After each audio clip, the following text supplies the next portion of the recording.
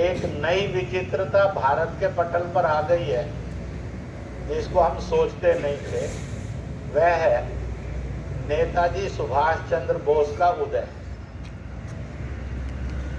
उन्होंने कांग्रेस के नेतृत्व में बापू को और नेहरू को भी हरा दिया था,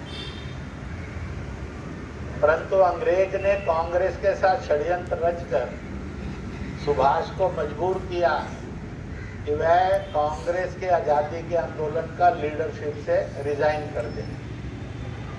इसके लिए भी मजबूर किया वो देश छोड़ दे, इसलिए वो विदेश आए।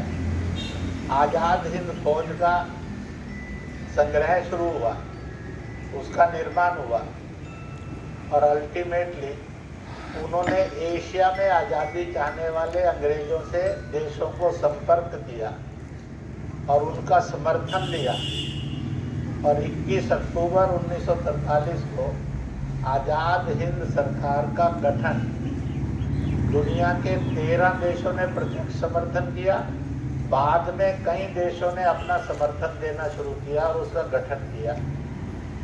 तब उन्होंने कहा था, मैं ऐसे देश का राष्ट्राध्यक्ष हूँ, मैं ऐसे देश की सेना का मुख्य सेनापति हूँ जिसके पास अपने देश का 1 इंच भी नहीं है।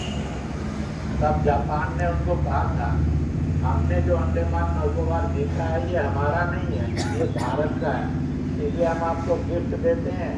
इसलिए आप अपनी भूमि अब 1 इंच है नहीं कहिए, अब आपको सैकड़ों हजारों वर्ग किलोमीटर हमने आपको भारत सौंप दिया है, आप अपना अभियान यहाँ से चलाइए। और इसलिए आया था। उस समय अंडमान निकोबार के सामान्य जनों ने धन दिया और 10,000 रुपया उस समय नेताजी को भारत की आज़ादी के संघर्ष को करने के लिए आर्थिक सहयोग दिया था। 1943 का 10,000 आज 10 करोड़ रुपए की कीमत बनती है। आज की वैल्यूएशन करेंगे तो 10 करोड़ से कम नहीं बनता है। इतना बड़ा धन संग्रह है आज़ाद हिंद सरकार और आज़ाद हिंद फौज के लिए पहला अंडमान निकोबार ने किया। इसलिए ऐसे अंडमान निकोबार को देश ने सैल्यूट करना चाहिए, दुनिया ने इससे सबक लेना चाहिए। इस प्रकार का वो दिन और ऐसे ये सब चला। तो इस दिन को कांग्रेस ने भी डस्टबिन में डाल दिया था। तो 12-13 वर्ष पूर्व जब मैं संघ के प्रवास से आया और डिगलीपुर तक गया था, उस समय ध्यान में आया कि इस दिन को जो बहुत गौरवशाली है इसको मनाना चाहिए। जब इसको मनाना प्रारंभ किया तो अकस्मात भारत के प्रधानमंत्री को ये लगा कि इसका फ्लैग पॉइंट रहेगा पोर्ट ब्लेयर में, तो निकट समुद्र के किनारे पर बनाया जाए। और ये 2018 में नया फ्लैग पॉइंट बना और जो सन 43 से चला फ्लैग पॉइंट था जिमखाना क्लब, वो आज था और अभी अपने साथ ही है, वहीं हम खड़े भी। तो इसलिए अब उस फ्लैग पॉइंट पर फ्लैग होस्टिंग गवर्नमेंट करती है, प्रशासन करता है, परंतु सब जनता की मांग थी कि हमने पब्लिक फंक्शन यह ओल्ड फ्लैग पॉइंट पर जारी रखना चाहिए। इसलिए प्रशासन नए फ्लैग पॉइंट पर और अपना 30 दिसंबर 1943 सरकारी महकमे के साथ मनाता है और जनता अब 11 साल से इसी फ्लैग पॉइंट पर एकत्रित होकर और एक देश प्रेम की शोभा यात्रा निकालते हैं। तो भाग्य से आज 2 कार्यक्रम हो गए। एक शोभा यात्रा सामाजिक वेश में हो गई, एक शोभा यात्रा अनुशासित यूनिफॉर्म में हो गई। एक शोभा यात्रा देश प्रेम का संदेश दे रही थी, एक पथ संचलन, एकता, अखंडता, समाज सेवा, मिलकर चलना, कदम से कदम मिलाकर चलना, कंधे से कंधा मिलाकर चलना, हाथ से हाथ जोड़कर चलना। United we stand, divided we fall. इस रूप में डिसिप्लिन संचलन के रूप में हम यहाँ आए। इसलिए सुबह शोभा यात्रा के रूप में, शाम को अनुशासन के रूप में इस दिन को आज सेलिब्रेट किया गया। समाज के अंदर कदम कदम मिलाए जा, गीत खुशी के गाए जा, इस रूप के अंदर, और पथ संचलन भी होता जाए। लोग इसको भी शोभा यात्रा जैसे ही मानेंगे। मैं कहा करता हूँ, हम 1 लाख का हिंदू जुलूस निकाले तो दुश्मनों के सीने पर और पैर रखकर चलना हो जाएगा। परंतु दुनिया की ताकतवर शक्तियों ने, इस्लाम ईसाइयत ने उसकी परवाह नहीं की, वो भारत को रोंदते चले। इसी में से सिलेक्ट करके हिंदू के नाम पर हम धार्मिक की बजाय एक सामाजिक सांस्कृतिक जुलूस निकालें तो थोड़ा डर बैठता है। पर 1 लाख में से अगर 1000 स्वयंसेवक यूनिफॉर्म पहनकर कदम से कदम मिलाकर चलो लगता है, तो उनका लगता है हे बाप इतनी बड़ी ताकत। तो 1 लाख का दबदबा वह 1000 स्वयंसेवक अगर गणवेश में चलते हैं तो उससे ज्यादा भारी।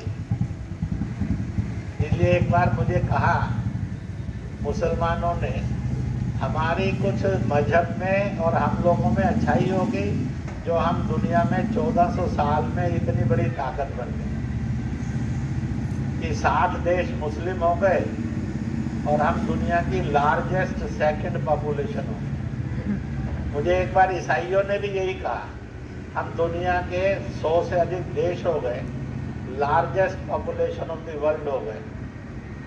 मैंने कहा कि अब 3rd पॉपुलेशन तो हिंदुओं की बनती है दुनिया में, उसके भी 8-10 देश बनते हैं।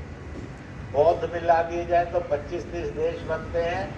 लगभग 2nd पॉपुलेशन हम बन जाएंगे इस्लाम से अधिक अगर बौद्ध हिंदू मिला दिए।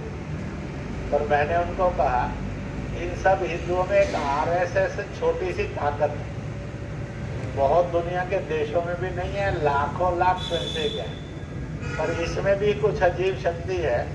दुनिया का इस्लाम और ईसाइयत, जिनके पास इतनी राजनीतिक सत्ताएं हैं और इतना धन है, इतनी कट्टरता है, हिंसाएं और धर्मांतरण और लव जिहाद है, अगर वो किसी से डरता है तो RSS वालों से डरता है पूरी दुनिया के। तो नैतिकता में जो ताकत होती है वो हिंसा में नहीं होती। और इसलिए हमने एक ही संकल्प करना है, जो जन चला गया, जो जमीन चली गई, वो फिर से अपनी हो। समाज के अंदर मंदिर टूटे नहीं, गौ की हत्या हो नहीं, धर्मांतरण नहीं हो, समाज में धर्मों के सम्मान की आदत बने। यह एक विजन जो हिंदू विजन है, भारतीय विजन है, यह जन जन तक जाए। इसलिए हम स्वयं सेवक, फिर से खोया हुआ वैभव भी मिले और नया वैभव भी स्थापित हो, इसलिए हम स्वयं सेवक और इसको साकार करेंगे। इसलिए संकल्प करना, हर गांव और हर मोहल्ले में स्वयं सेवक हो और कहीं ना कहीं हर पंचायत में या उसमें शाखा हो। शाखा है तो स्वयं सेवक है, स्वयं सेवक है तो शाखा है। 2-3 वर्ष के बाद संघ के भी और 100 वर्ष पूर्ण होंगे। इन 2 वर्षों में एक आह्वान किया गया है और वह आह्वान का पहला हिस्सा मैंने बताया, कोई गांव और कोई मोहल्ला ऐसा नहीं हो जिसमें स्वयं सेवक नहीं, कोई पंचायत और बस्ती ऐसी नहीं होनी चाहिए जिसमें शाखा नहीं। और दूसरा, विशेष रूप से युवकों को आह्वान किया गया, मैच्योर लोगों को भी आह्वान किया गया। 2 वर्ष संघ का शताब्दी विस्तारक के रूप में दीजिए, ताकि हम दुनिया के, हिंदुस्तान 6 लाख गांव का है, और इसी के साथ साथ 25,000 नगरीय बस्तियों का है। 25,000 नगरीय बस्तियों में शाखा हो जाए और 6 लाख गांव में से 1 लाख गांव में शाखा हो जाए तो हम पूरे हिंदुस्तान को छूने वाला संगठन बन जाएंगे। और इसलिए मैं आपसे अपील करूंगा, सोचिए जो नौजवान हैं, पढ़ाई पूरी कर रहे हैं, पढ़ाई पूरी कर चुके हैं, रोजगार खोज रहे हैं, या जो मैच्योर हैं, छुट्टी ले सकते हैं, तो 2 वर्ष शताब्दी वर्ष के रूप में अंडमान निकोबार से भी 40-50 निकले, ताकि एक पॉइंट निकोबार इंदिरा से पॉइंट से दिल्लीपुर तक कोई गांव और कोई बस्ती ऐसी नहीं रहे, कोई पंचायत और बस्ती ऐसी नहीं रहे जिसमें शाखा ना हो।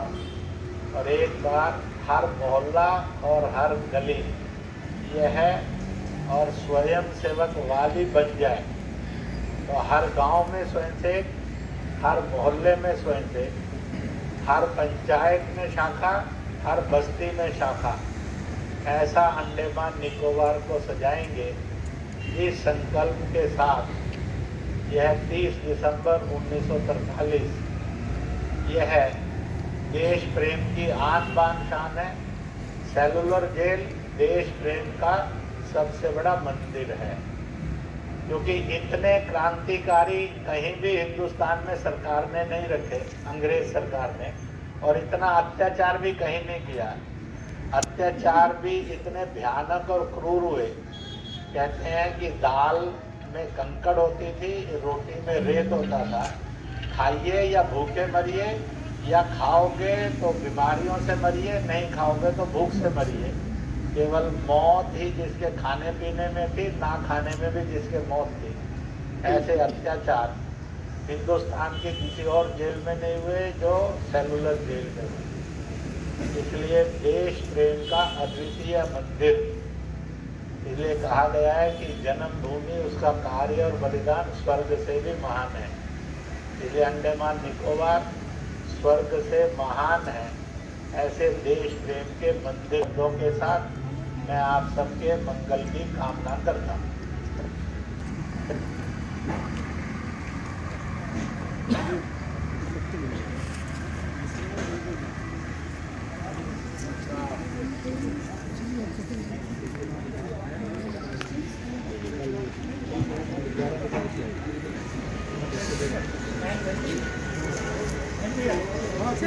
सामने का देख लीजिए, सब आ जाएंगे।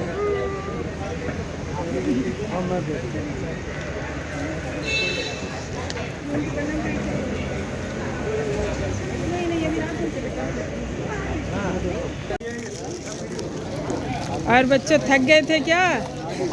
हाँ, थक गए थे। अभी कैसा लग रहा है? लेकिन कैसा फीलिंग कैसा रहा आप लोगों का ये जो घूमे? बहुत अच्छा लगा ना? हम तो वहाँ से जंगली घाट से ही आप लोग के पीछे चल रहे हैं। मतलब मुझे भी अच्छा लगा, बहुत एक्साइटमेंट लगा, बहुत अच्छा लगा। चलो गुड, तो कीप इट अप अच्छे से, फिर अगली बार और अच्छे से, है कि नहीं?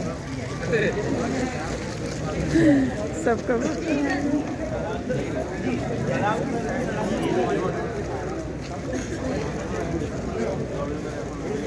छोटू, तुम अकेले क्यों हो? अकेले क्यों बैठी हो यहाँ पे?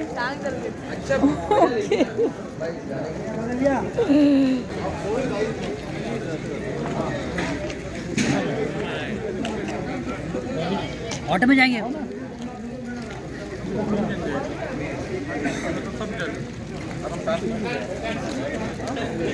चले चले।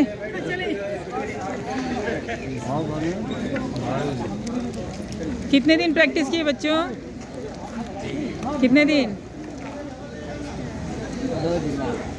2 दिन किए। बहुत अच्छा लगा। इसी तरह से करते रहो देश के लिए, ठीक है?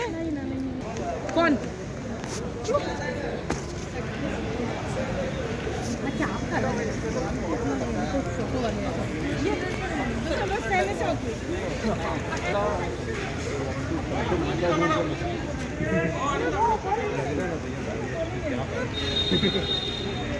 है